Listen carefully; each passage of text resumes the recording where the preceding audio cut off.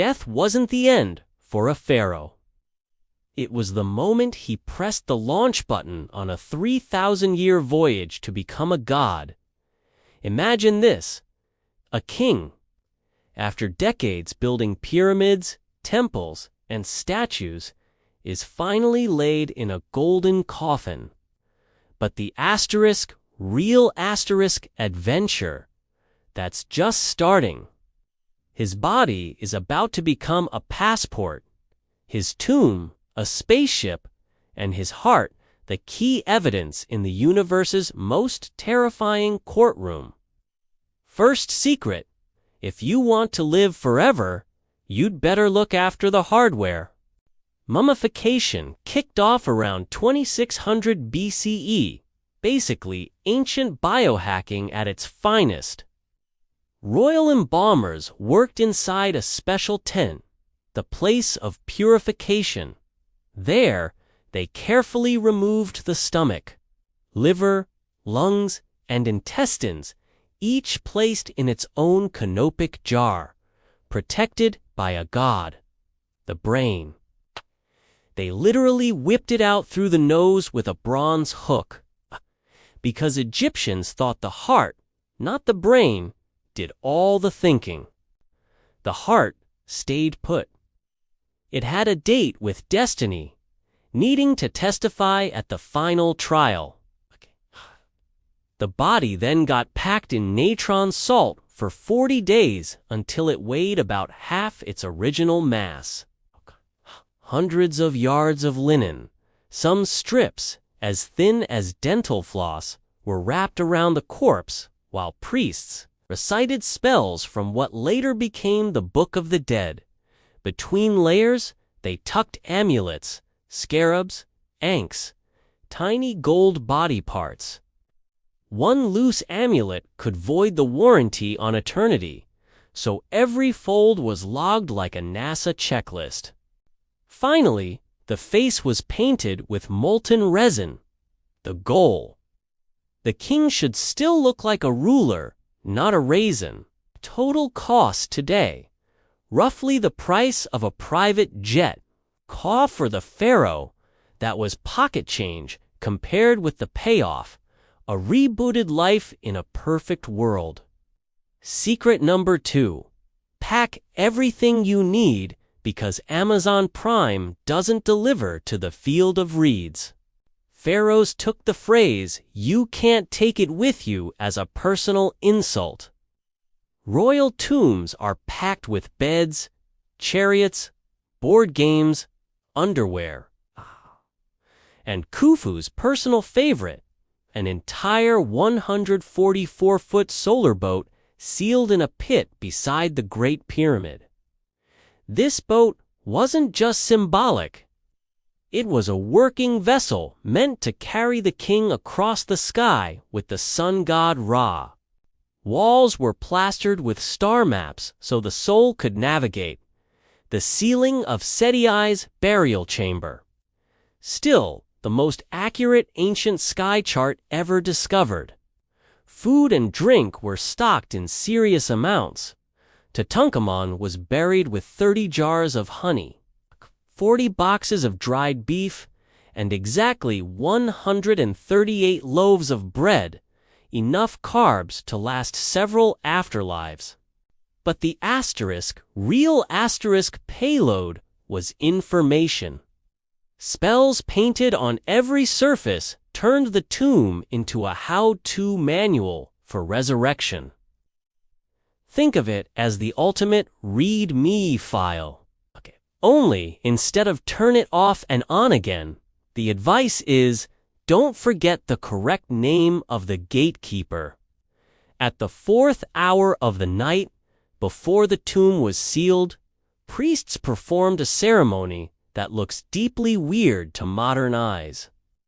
They touched the mummy's mouth, eyes, ears, and hands with an adze, basically a stone chisel, while chanting, "I have opened your mouth for you." This wasn't cosmetic dentistry, folks. This ritual reactivated the dead king's senses so he could breathe, speak, eat, and enjoy the afterlife buffet. Without it, the pharaoh would be conscious but locked in, forever tasting nothing but embalming fluid. The same priests also sacrificed a bull whose foreleg was still twitching when it was placed on the mummy's torso. The message, life, even muscular life, is now yours again. Only then could the tomb be closed and the countdown to resurrection truly begin. Secret 3. The afterlife is a 12-hour overnight cruise through hostile waters. The Duat, the Egyptian underworld, isn't a fiery pit. It's a parallel dimension mirroring the Nile Valley at night, complete with rivers, sandbanks, and bureaucrats. The soul, split into the Ki-A life force and Ba personality, had to board the solar bark of Ra and sail from sunset to sunrise. Every hour, the crew reaches a guarded gate. To pass, the Ba must recite the gate's secret name, bribe the monster with promises of beer, and prove it knows the passwords carved on tomb walls. Miss one syllable, and you're thrown into a lake of fire that's less about pain and more about permanent deletion. Meanwhile, the evil serpent Apophis tries to swallow the sun. If the passengers stop fighting him, the sun goes out, and the afterlife suffers a universal power cut. Pharaohs therefore traveled with spells that let them join Ra's personal bodyguard. Imagine dying and immediately being asked to protect the sun itself. Talk about a tough first day on the job. At midnight, the boat docks at the Hall of Two Truths.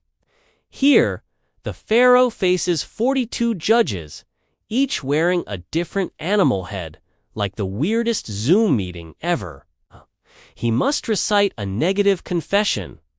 I have not stolen, I have not gossiped, I have not blocked the temple beer delivery. Then comes the main event. The heart is placed on one side of a golden scale. On the other, the feather of Mat, goddess of truth. If the king has lived a heavy life, greed, cruelty, tax evasion, the heart sinks, and the crocodile-lion-hippo hybrid, Amit, snaps it up. Game over. No heart, no resurrection, no encore. If balanced, the scales chime like a xylophone, and the crowd of gods shouts true of voice. The pharaoh is declared *Makaro*, victorious, and handed the key to the next level. The field of reeds. Secret 4. Heaven is Egypt minus mosquitoes and bureaucracy. The field of reeds, or Aru, is a carbon copy of Egypt, but with better weather, eternal sunlight, and crops that never fail. The king receives a riverside villa, a fully equipped farm, and a workforce of *SHABTI* figurines, tiny blue statues wrapped like mummies. These shavtis magically come to life and do all the tedious chores. Think of them as the original smart devices, only they weed your garden instead of playing Spotify. Kings are reunited with ancestors, pets, and favorite chariot teams. They can hunt, fish, or simply float on a reed raft drinking date palm beer. The only rule: keep *Mat* in balance. Even in paradise, cheating at board games is frowned upon. Commoners couldn't afford pyramids, but they could still buy into the plan. By the New Kingdom, scribes sold affordable copies of the Book of the Dead on papyrus scrolls. A middle-class farmer might have a single spell painted on his coffin. A merchant could spring for a full-color comic strip of the weighing scene. The promise was the same: live decently, know the passwords. And you too could punch your ticket to Aru. Egyptian society stayed remarkably stable for 3 millennia, partly because everyone, from bakers to viziers, shared the same retirement package. Here's the twist: eternity required maintenance. Families had to bring fresh bread and beer to the tomb every festival. If the offerings stopped, the **** went hungry, and the *** lost its GPS signal. Tomb robbers, often descendants of the original builders, knew every secret corridor. Within a century of burial, most royal graves were looted. Pharaohs tried to outsmart thieves with false doors, sliding blocks, and curses. Tutankhamun's tomb survived only because another tomb was built directly above it, hiding the entrance. Ironically, the boy king's short reign and hurried burial saved his body better than any spell. If you're enjoying this journey, tap the like button. It tells the algorithm that ancient Egypt still matters. And if you want to know how modern science is digitally unwrapping mummies without touching the linen, stay tuned till the end. Today, CT scanners can read amulets still inside the wrappings. In 2021, a team in Cairo scanned the mummy of Amenhotep I. They found 30 hidden amulets and a second pair of metal toes, ancient pedicure or prosthetic bling. We're not sure. DNA analysis is reconstructing family trees. We now know Tutankhamun had malaria and a club foot, yet still planned to hike through the Duat. Talk about optimism. Digital artists have even animated the weighing scene using the actual colors found on tomb walls. So, for the first time in 3,000 years, we can watch the heart versus feather showdown in 4K. The pharaohs would have streamed it on Papyrus TikTok if they could. History only stays alive if we keep asking questions. Hit subscribe for more stories that time tried to bury, and drop a comment telling us which afterlife perk you'd want most: the **SHABTI* workforce or the eternal beer tap.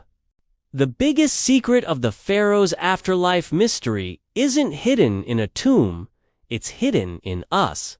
They believed memory is the truest form of resurrection. Say, a king's name, offer a slice of bread, and he keeps breathing. So? The next time you look at a pyramid, say the name Khufu out loud. In that moment, the greatest engineering project on Earth becomes a simple act of remembrance, and a 3,000-year-old startup called Immortality gets one more user.